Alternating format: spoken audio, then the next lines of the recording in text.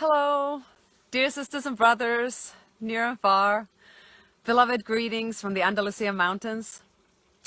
Today I want to talk about how you're feeling and what is happening in the world, and how it's inevitable for us to know in our soul's depth what is actually going on. Yesterday we got together with our group of local activists, and instead of holding our weekly event, we decided that we're just going to talk, because all of us had had a really rough week. And we weren't aware of that. We didn't know that actually every single one of us have been going through the same thing. And maybe you can relate to this as well. Feelings of exhaustion, numbness, depression, helplessness, feelings of despair. And as we began to explore those feelings, we came to see that it's natural for a human being to feel that in the midst of a genocide. You know, it would actually be deeply disturbing if we didn't feel those things right now. And in a way, it's worse at this time, because people around us are beginning to act like, you know, oh, the pandemic's over, and they're returning. They're believing that they're returning to normal life. And they're out and they're partying and they're celebrating the fact that they can travel because they've now had this injection. And it's a reality that is drifting even further and further away from what we see and know to be true. So there's an element of it's crushing. Because at least before, it was obvious for everyone, you know, that things are not right. But, you know, most people just justified it, like, it's okay. You know, the government is doing this because they care about us. Yes, we don't like that we are in the lockdown. We don't like that we can't see our friends and families. We don't like that we have to use this mask, but it's all for our own good. So at least there was this common ground where we could all talk about. None of us liked any of that.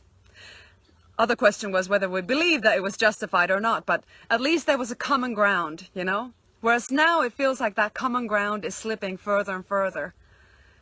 And it feels ever more difficult to talk about what is truly going on with people, because they are so adamant about holding on to this new sense of freedom that they believe that they have, you know, traded.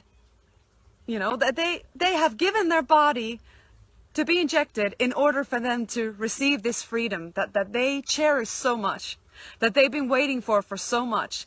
And now our message of look, this injection is actually toxic, and there are people dying everywhere, more and more, especially young people, and they don't want to hear it. They absolutely do not want to hear it.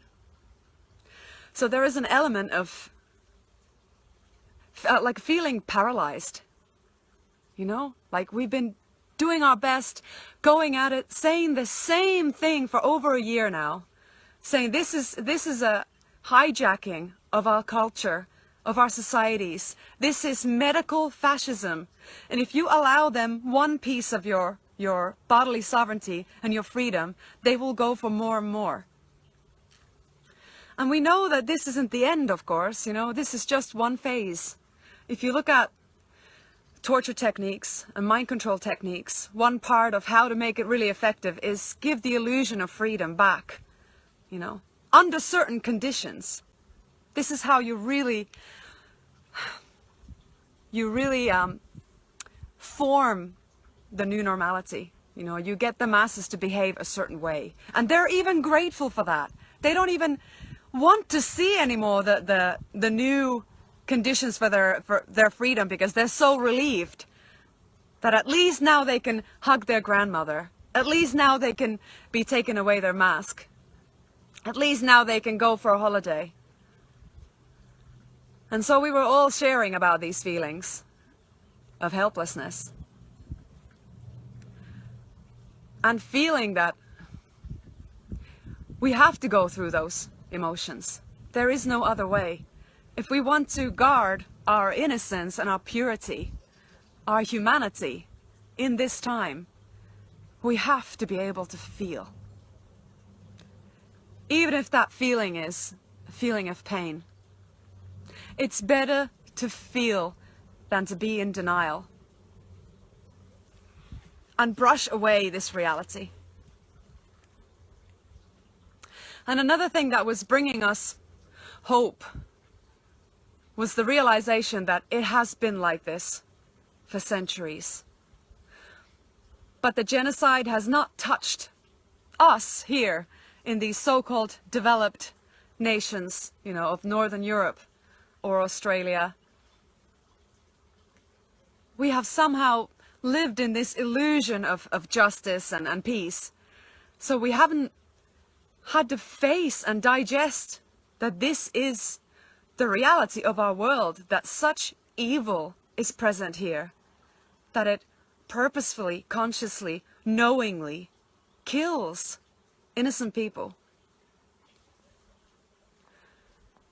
You know, if you go to the Middle East, you go to Africa, and you begin to realize this is what those people have been feeling for so long, and we haven't heard them.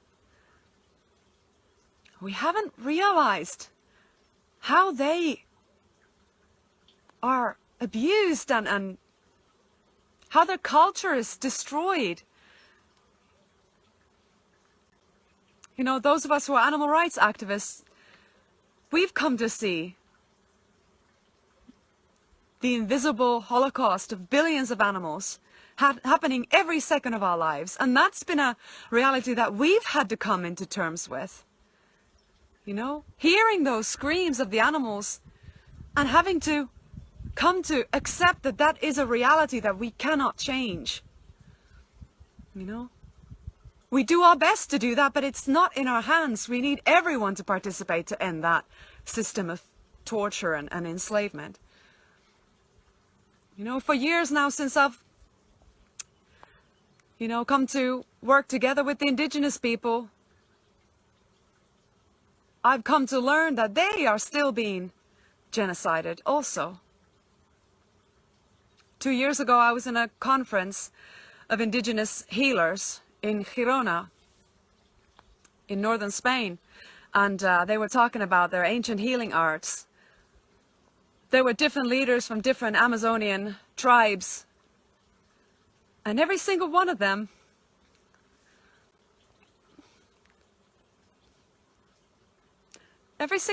started their lecture by saying, "Help us. We are being slaughtered. You know, you have no idea. Our lands are being taken. Our people are being assassinated. They want to wipe us out. The last of us, the last free people of the earth, are being genocided as we speak. We can't teach you about our medicine. We can't teach you about our healing if you're not willing to help us first." And they were desperate. So most of the conference, in terms of their speeches, went to talk about the reality of what is happening in the Amazon rainforest.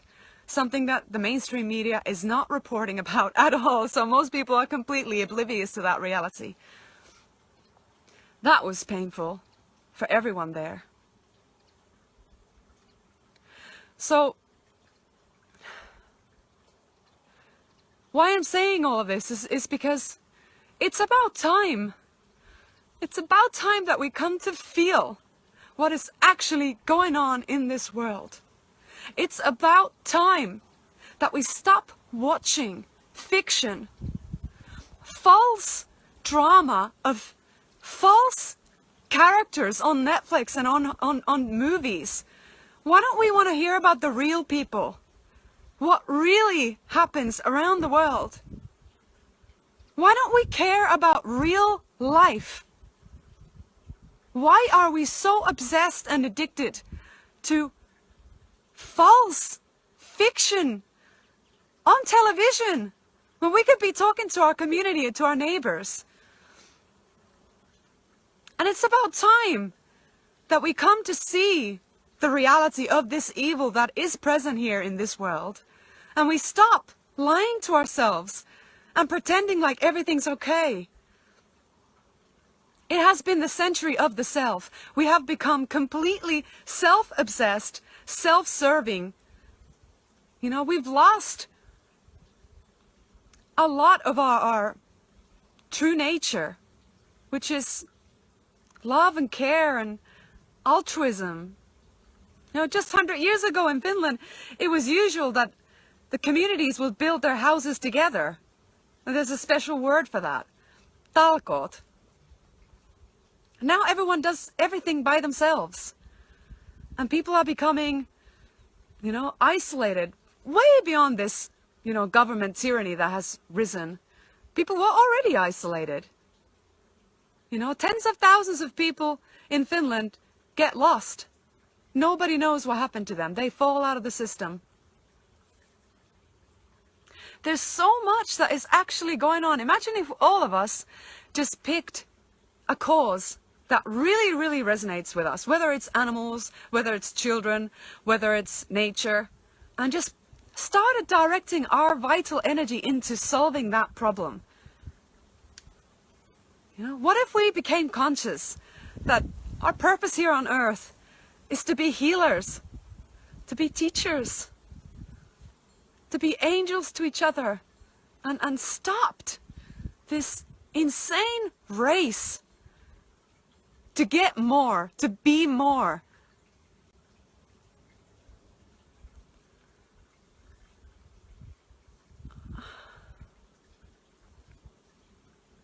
And to allow ourselves to feel that this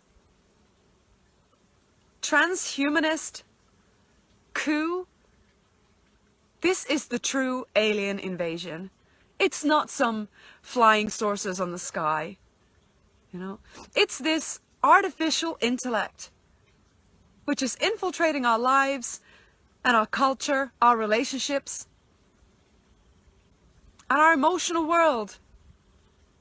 You know, we're becoming so poor in our expression. We use smileys and emojis on a screen, but we have a blank face underneath. If only we could be genuine with each other. Maybe this whole tyranny would collapse very soon if we truly started sharing how we really feel at this time. How it feels to see all of this happening.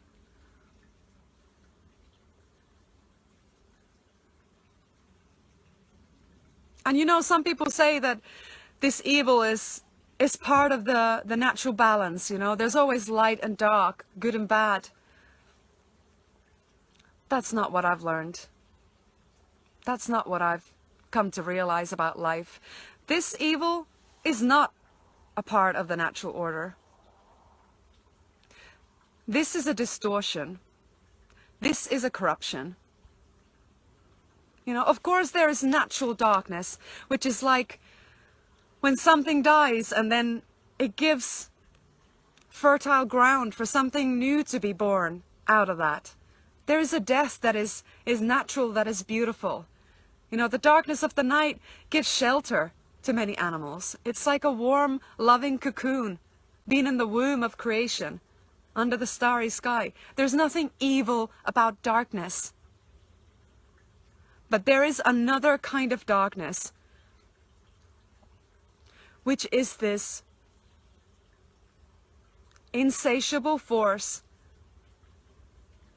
a thirst that can never be quenched, and total inversion of everything that is sacred, that only destroys, and out of the destruction nothing good is coming out. And this is what we are witnessing at full force right now. And we need to have the courage to look at it face to face and come to see what it is and what it's trying to do. It's trying to take over. our humanity. It's trying to crush us and totally enslave us. And those of us who can see what is actually going on, we have the ability to do something about it. Otherwise, we wouldn't be able to see it. You know, I always envision that sight, you know, of Native Americans.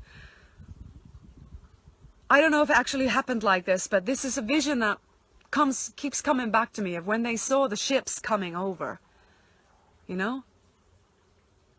And they sensed and they could witness this is a hostile presence coming towards our sacred land, you know? And they started warning their people. They're coming. We can see them on the horizon. This is what's happening now. Some of us, many of you who are watching this right now, can see those ships approaching. We don't have the time to stand around and try and convince those who have no sight that we see those ships. We know those ships are there. So let's choose our battles wisely in this time. Let's stop trying to convince people without sight, without spiritual sight, of things that we know to be true, that we can see as clear as day.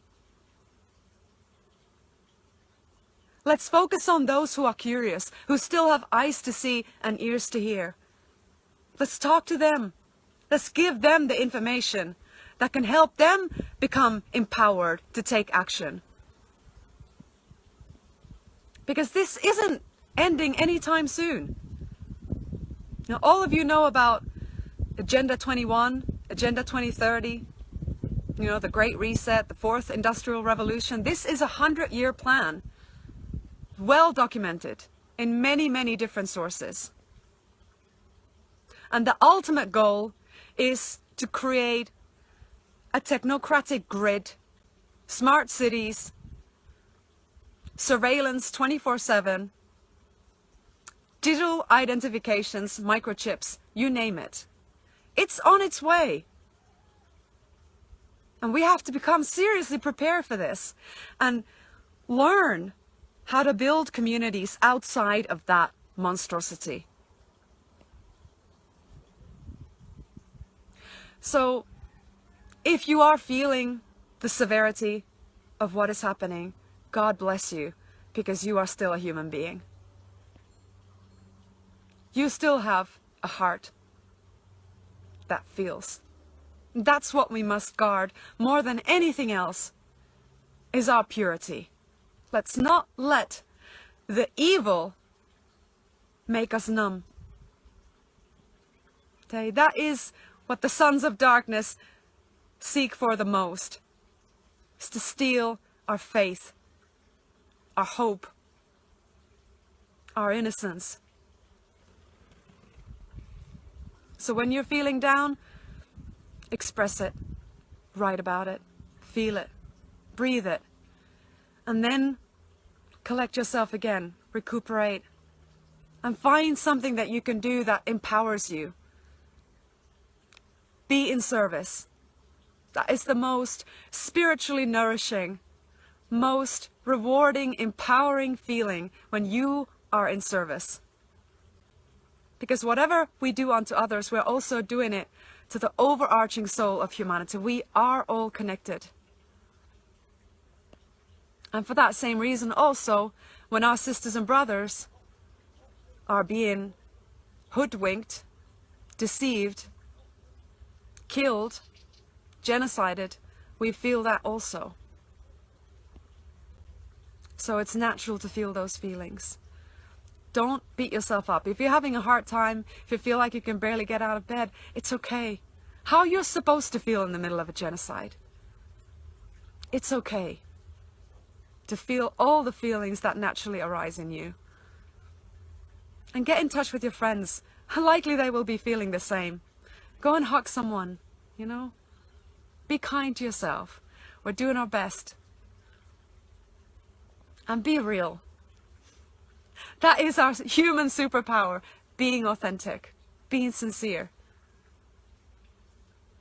Show your vulnerability, and maybe that will inspire someone else to discover their humanity. Okay, love you all. And please sign up to my Telegram channel as well, because I am being more and more censored. So it's a reality that, you know, there may come a time that my account will completely be deleted. So go to Henna Maria 22, and also you can sign up on my newsletter on my website, hennamaria.community. Lots of love, you guys. Blessings, stay strong, and stay human.